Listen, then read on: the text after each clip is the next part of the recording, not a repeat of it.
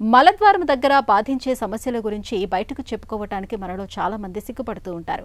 అలాగని ఊరుకున్న కొద్దీ సమస్య మరింతగా ముదిరిపోతూ ఉంటుంది. ఆసన భాగంలో వేధించే ఫిస్టులా అలాంటిదే. ఇలాంటి ఫిస్టులా సమస్యను సరిగ్గా గుర్తించడంతో పాటు నైపుణ్యంతో చికిత్స చేయకపోతే మొదటికే మోసం వచ్చే ప్రమాదం ఉంటుంది. ఫిస్టులాను నయం చేయడానికి ఆయుర్వేదంలో క్షారసూత్ర అనే చక్కటి చికిత్స ఒకటి అందుబాటులో ఉంది. దీని సాయంతో ఎంతటి మొండి ఫిస్టులాను అయినా సులువుగా నయం చేయొచ్చని చెబుతారు డాక్టర్లు. ఫిస్టులాను నయం చేసే క్షారసూత్ర చికిత్స గురించి ఇప్పుడు తెలుసుకుందాం.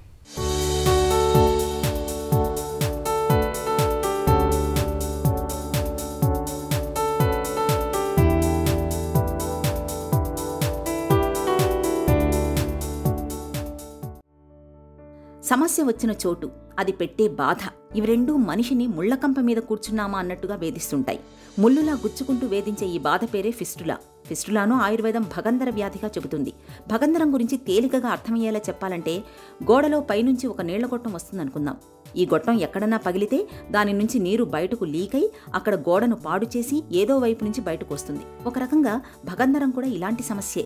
మలద్వారం చుట్టుపక్కల ఎక్కడైనా బయటకు సన్నటి గొట్టం లాంటి దారులు ఏర్పడుతుంటాయి. ఇలాంటప్పుడు దురద, నొప్పి, రక్తస్రావం, జిగురు, చీము పడ్డం వంటి సమస్యలు బాధిస్తుంటాయి.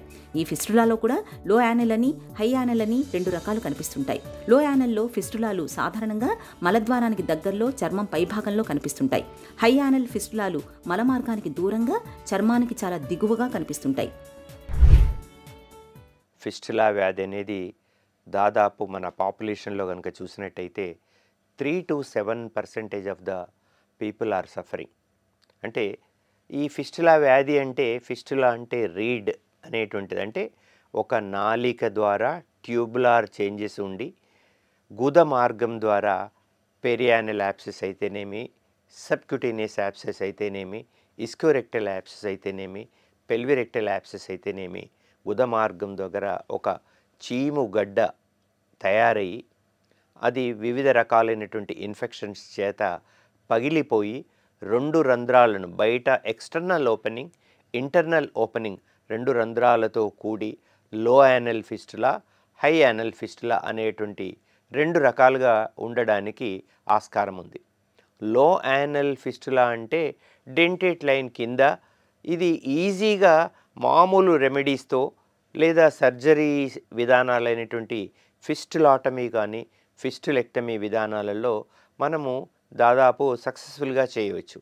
హై యానల్ ఫిస్టులాస్ లోపల మనము fistulotomy, glue method, fibrin glue technique, ఇఫ్టాక్ methods, different procedures, lap guided, అంటే ఒక చిన్న ప్రోబ్ ఫిస్టులాలోకి చొనిపించి ఆ దారిని చూస్తూ ఇంటర్నల్ ట్రాక్ను లిగేట్ చేసేటువంటిది. అండ్ ఇటీవల ప్రపంచవ్యాప్తంగా గుర్తింపు పొంది యూరోపియన్ కోలోప్రోక్టాలజీ చేత ఆమోదింపబడినటువంటి మెడికేటెడ్ సీటాన్ లేదా క్షారసూత్ర విధానం అనేటువంటిది 98% సక్సెస్ రేటు కలిగి ప్రపంచవ్యాప్తంగా గుర్తింపు పొందింది. అయితే ఒక సీనియర్ ఆయుర్వేదిక్ సర్జన్గా 15,000 ఫిస్టులా ఆపరేషన్లు చేసిన అనుభవంతో ఇటీవల చాలా వరకు సిమ్టమెటిక్గా పెయిన్, స్వెల్లింగ్ ఉంటున్నాయి. ఎటువంటి రంధ్రాలు లేకుండా, అంటే బ్లైండ్ ఎక్స్టర్నల్ ఓపెనింగ్స్ ఉండి లోపల ఎక్కడో రంధ్రాలు ఉంటాయి. పేషెంట్ చెప్పేది ఏంటంటే, సార్ ఒక రకమైన వాపు నొప్పి ఉంటుంది, నాకేమి లేదు. మామూలుగా పరీక్ష చేసిన మేము పర్రెక్టల్ ఎగ్జామినేషన్లో కానీ లేదంటే సింపుల్గా ఇన్స్పెక్షన్ లిథాటమీలో పెట్టి పేషెంట్ని ఇన్స్పెక్షన్ చేస్తే బయట ఎక్కడా రంధ్రం ఉండదు, బయట టెండర్నెస్ కూడా ఉండదు.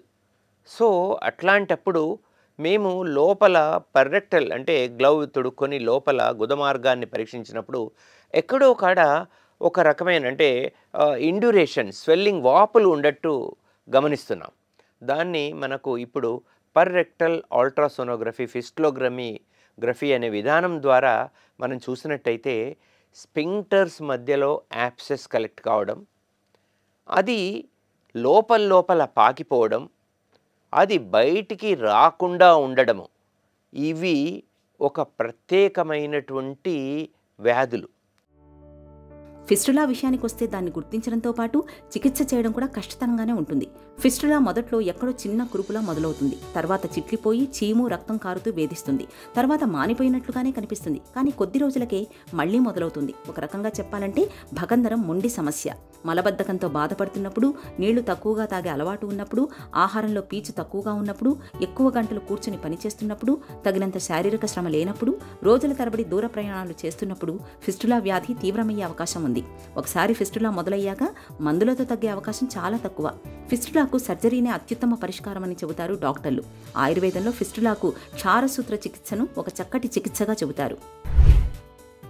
ఫిస్టులా వ్యాధి బయటికి రంధ్రం లేకుండా ఉన్నప్పుడు ఈ టైప్ ఆఫ్ ఫిస్టులాస్ని బ్లైండ్ ఎక్స్టర్నల్ ఫిస్టులాస్ అని, లేదంటే మనకు కాంప్లికేటెడ్ హై యానల్ ఫిస్టులాస్ కింద తీసుకుంటాం. ఇవి ఖచ్చితంగా ఎంఆర్ఐ అసిస్టెడ్ మనకు ఫిస్టులాటమీ విత్ క్షారసూత్ర టెక్నిక్ కానివ్వండి, ఎంఆర్ఐ ద్వారా, అల్ట్రాసోనోగ్రఫీ ద్వారా వాటి పొజిషను, ఎక్స్టెన్షను, స్పింక్టర్స్ లోపల దాని ఇన్వాల్వ్మెంట్ గమనించి మనము ఫిస్టులెక్టమీ, ఫిస్టులాటమీ, క్షారసూత్ర టెక్నిక్ను చేసినప్పుడు మాత్రమే దీనిలో సక్సెస్ రేటు ఉంటుంది. ఎందుకంటే మనం ఒకసారి కనుక ఆ డైరెక్షన్స్ను, ఆ కలెక్షన్స్ను మనము ఎక్కడ ఉంది, ఇంటర్స్పింక్టరిక్లో ఉందా, సూప్రాస్పింక్టరిక్లో ఉందా, లేదా పెరియానల్ రీజియన్లో బ్లైండ్ ఎక్స్టర్నల్గా ఉందా, లేదా లెవెటార్ మజిల్ కింద ఉందా అనేటువంటిది కరెక్ట్గా అనాటమీని బేస్ చేసుకొని నిర్ధారించుకొని మనకు రిట్రోగ్రేడ్ అప్రోచ్ క్షారసూత్ర విధానం అనేటువంటిది దీనిలో మంచి సక్సెస్ రేట్ ఇస్తున్నట్టు చూసాం. ఇటీవల సేమ్ పేషెంట్ దాదాపు 11 సార్లు యూనివర్సిటీ ఆఫ్ మెల్బర్న్ సర్జికల్ యూనివర్సిటీలో ఆపరేట్ అయ్యి ఆయన ఇండియాకు వచ్చి మా దగ్గర క్షారసూత్ర విధానంలో ఈ టెక్నిక్ను చేసుకొని సక్సెస్ఫుల్గా వెళ్ళారు. దానికి కారణం ఏంటని మేము విశ్లేషిస్తే ఎంఆర్ఐ ద్వారా మేము నిర్ధారించుకున్న విషయం ఏంటంటే బ్లైండ్ ఎక్స్టర్నల్ ట్రాక్స్ కొన్ని ఉంటున్నాయి. ఆ ట్రాక్స్ను మేము సరిగా ఐడెంటిఫై చేసి ఒకేసారి కట్ చేయకుండా కాలక్రమేణా కట్ చేస్తూ డ్రైనేజ్, ప్రాపర్ డ్రైనేజ్ చేస్తూ క్షారసూత్ర విధానం లోపల మేము ఇలాంటి కొన్ని హండ్రెడ్స్ ఆఫ్ కేసెస్ మనం సక్సెస్ఫుల్గా ట్రీట్ చేయడం జరిగిందండి. ఫిస్టులాకు క్షారసూత్ర చికిత్సను ఒక చక్కటి మేలైన చికిత్సగా చెబుతారు నిపుణులు.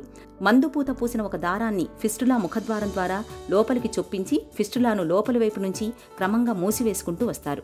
ఈ ప్రక్రియను హెర్బల్ కెమికల్ క్యాటరైజేషన్ అని కూడా పిలుస్తారు. ప్రపంచవ్యాప్తంగా అనేక అధ్యయనాలు సైతం ఫిస్టులాకు క్షారసూత్ర విధానంలో చికిత్స చేయడం వల్ల మంచి ఫలితాలు కనిపిస్తున్నట్లుగా తేలింది.